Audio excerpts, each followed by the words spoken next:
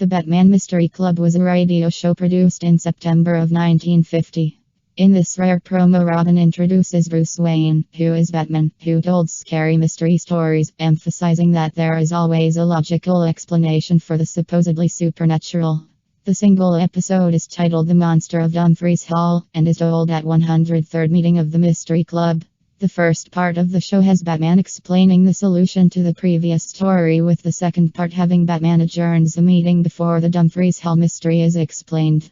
The mystery is never solved due to one other episode being produced, which itself is a mystery.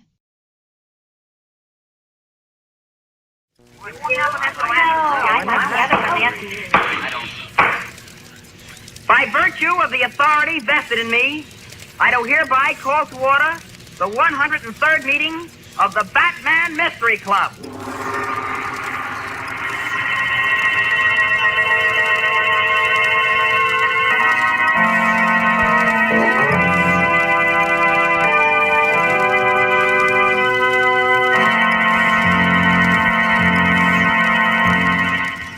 And now it is my privilege to introduce our friend Bruce Wayne, otherwise known as the Batman. Thank you, Robin. Good evening, everybody. You've just heard Robin open the 103rd meeting of our Mystery Club. As you know, we gather together at this time each night to explore the supernatural and to tear aside the veil of darkness, to prove that ghosts and apparitions are only figments of man's imagination, to show that wherever there is mystery, it's been created by human hands. And so, with that thought in mind, I bid you all welcome to the Mystery Club. Since we have important matters to consider tonight, I move that we dispense with the reading of the minutes of the last meeting. I second the motion, Batman. All in favor, say aye. Aye. Opposed? Motion is carried. Are there any questions from the floor? Yes, Richard. I'm a little puzzled about something, Batman. All right, let's see whether we can unpuzzle you. What is it, Richard? Well, in our last mystery, you know, the one we finished Friday night, you told how the little man with the limp, I think his name was Mr. Willis. Mm-hmm. Well, he swore that he saw the ghost of his brother when he visited that medium, Madame Safari. He wasn't crazy, was he? Oh, Mr. Willis was quite sane. As a matter of fact, he was convinced he had seen his brother's ghost. Well, did he? Of course not. Madame Zafara, like most fakers, was very clever. Before setting up the seance for Mr. Willis, she managed somehow to secure a photograph of his dead brother. She had a plaster cast made, and using soft green lights, it almost looked like the real thing. Gee whiz. Yeah, but what about the ectoplasm, Mr. Willis? So wasn't that real? Now, ectoplasm doesn't exist, Richard. It's a word used by so-called psychic mediums as part of their phony mumbo-jumbo. It's supposed to be a ghostly emanation. In Mr. Willis's case, what he saw floating around the half-darkened room was a thin piece of white gauze suspended from a string. In his excited state, it looked like a ghostly emanation. Oh, well, I think that clears it up. Thanks. You're quite welcome, Richard. Now, if there are no further questions, we'll proceed to our story. It's a new one tonight, isn't it, Batman? Yes, Marilyn, a brand new one. A ghost story? Well, I suppose you'd call it that, Roger. It's about the Monster of Dumfries Hall. Oh, that's great. Well, All right, now, turn the lights low, Robin. Okay. That's better. Now, the story begins 3 years ago when Robin and I were in England. We'd been invited to dinner at Dumfries Hall, an old English country manor, the home of my friend, Sir Alfred Dumfries. It was a wild and lonely night, with a storm brewing, and the fact that Dumfries Hall was located in the center of a barren moor didn't help matters any. There were 5 of us at the dinner table. Sir Alfred, charming Lady Marsden, gruff old Sir Sidney Mordred, Robin, and myself. We had just finished dessert and were engaged in conversation. More coffee, Miss Wayne. Thank you, no, Lady Marsden. Well, you may pour me another cup, by Joe. Of course, Sir Mordred. Oh, beastly weather. And beastly hole to be having it in, I must say. Had I known the weather was going to be as rotten as this, I'd have stayed in London, I declare. How are you standing it, Wayne? Oh, it isn't the weather I mind, Sir Mordred. It's the fact that it seems to make this old baronial mansion so chill and damp. A wood-burning fireplace is decorative, but I'd prefer steam radiators myself. You were about to say something, Sir Alfred? I was about to say that Sir Mordred, since he has far more money than I, can have those improvements put in after he buys Dumfries Hall. Buy Dumfries Hall? Oh, I said, you still expect me to buy this ruddy place, Alf? You said you would if I proved it wasn't haunted. Haunted? Gosh, is Dumfries Hall haunted, Sir Alfred? Of course not, Robin. It's just that a silly legend has grown up about the place. A legend concerning a monster. Now, look here, Alf, let's face facts, what? I need a country estate, and I'm willing to buy this place if you can assure me the death chamber is not haunted. By Joe, you know there's only one way to prove that. That's exactly how I plan to prove it. Sir Alfred, you don't really need I me. most certainly do, Lady Marsden. Oh, but you can't. Anyone who spent even 5 minutes in that room after midnight... Listen to me, all of you. There's not one of you at this table who is not aware of the fact that I'm a poor man. Yes, a poor man. Oh, I have lands, estates, but they cost me money. They don't make me money. I've got to sell this place, and Sir Mordred says he'll buy it if I can prove Dumfries Hall is not haunted. Well, I intend to prove it tonight. Oh, nothing to alarm yourself about, Lady Marsden. There are wild dogs on the moor. Sometimes they bay and howl. Yes, of course. Silly of me to be so nervous. Well, as I was saying, I shall enter the death chamber at midnight and remain there until morning.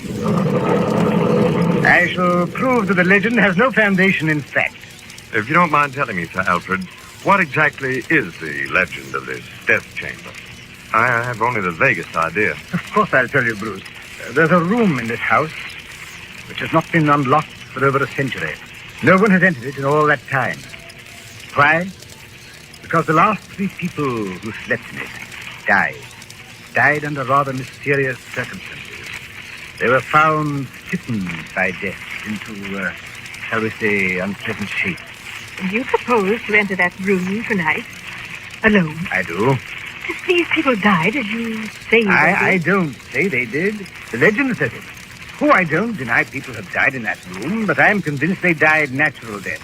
The rest is distortion, old wives' tales that have become more distorted with each telling. But, Sir Alfred, what of the monster? Oh, more of the same legend, Bruce. It said that several of the people who died screamed out something about a monster. What exactly, no one ever knew. It is also said that a strange being has been seen prowling the corridors of Dumfries Hall. But, well, I don't believe a word of it.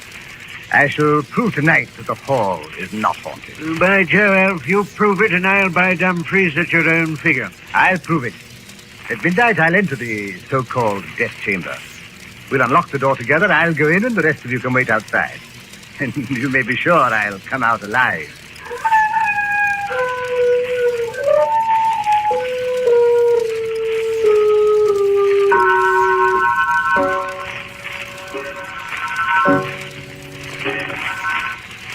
Well, it's midnight, Sir Alfred. Yes, I wish you'd stop standing there and staring at me so Mordred as though you were seeing me for the last time. Nothing's going to happen, I assure you. I'm merely going to explode a silly and stupid legend. Oh, look here, Alf. I'll buy the blooming place. Now, you needn't prove it's not haunted. I'll either keep the death chamber locked or call in a firm of London chappies and have the ghost exterminated. It's slightly extorting of you, Sir Mordred, but I can't let you do it. Oh. Now, look here, everything is ready, so don't try to stop me. Here's the death chamber before us. Here in my hand is the ancient key to it. By George, they made them large enough in those days, didn't they? Yes, and the wild dogs are supplying just the right ghostly atmosphere. Oh, gosh, Sir Alfred, I'm scared. I hate to see you going into that room alone like But that. don't fret your young head about me, Robin. Sir Alfred's quite right, Robin. Yeah, but- Just trying to prove what we've been proving for a long time. That ghosts do not exist except in the imagination. Yes, of course. Perfectly silly, the whole matter. Stop looking so glum, Mordred. This is a lark. I tell you what we'll do. I keep talking to you from inside the room. So long as you hear my voice, you'll know there's nothing wrong. And let's open the ruddy room. I'll just insert the key. So. Turn it. So. Turns easily enough, eh? Now then I'll just open the door. Now, if you'll just hand me that lighted candle, I'll go in. Alfred, by Joe, are you sure? Oh, come now, not another word, Mordred. Candle. Thanks. Well, Here I go. Wish me luck. Good luck, old boy. I don't know why, but I have a feeling I could use a stimulant. Nonsense, Samardita. But anyway, we must all of us stay here now. Yes, and keep talking to Sir Alfred. Mr. Alfred, everything all right? Top hole, Bruce. Rather a musty old place, to say the least. Hardly enough air in here to keep the candle burning. But quite safe. Don't worry. Gee, sir, is he going to stay in there all night? Oh, no, lad. If he remains in there half an hour, it'll be enough. According to the legend, death always occurred between midnight and the half hour following. I say, Alf, quite comfortable, are you? Oh, yes, quite. I'm enjoying it, as a matter of fact. Bring on your monsters. It really sounds as if he is enjoying himself. Why shouldn't he? As he said, it's nothing but a lark. Oh, that dog again. Every time it howls, my blood runs cold. Oh, by Joe, Alf, after I've bought this place, the first thing I'm going to do is clear the moor of those blasted dogs. You care to take on the job yourself? You're a good shot. I say, Alf, would you care to take on the job yourself? Oh, he doesn't answer. No, it can't be. Just a moment. Sir Alfred, this is Bruce Wayne. Sir Alfred. Not a sound. Don't move anyone. I'm going in there. No, Mr. Wayne, you mustn't. Don't move back, Ted. Sir Alfred. Sir Alfred. Mr. Wayne, what is it? What's happened? Stay where you are. Sir Wayne, tell me what's I happened. can't tell you. Please let me go to him. I must go to No, him. you mustn't go to it. No one can enter that room.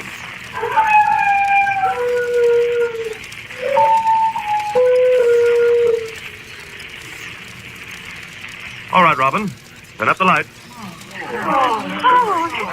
Sorry like that. What happened in the death chamber, Batman? I'm afraid we haven't time to go into that tonight, Jerry. But what about poor Sir Alfred? Had he been killed by a monster or a ghost? Listen, how many times does Batman have to tell you there are no ghosts? Now, don't lose your temper, Robin. After all, Marilyn is a new member of the club. Be patient with her. All I can tell you, Marilyn, is this. No one else could have entered that room that night but Sir Alfred. There was only one door, and there were no windows. And yet, it certainly looked as if someone or something had slipped in. But who? Well, perhaps we'll find out at tomorrow's meeting of the Mystery Club. And now, since time is short, I'll accept a motion to adjourn.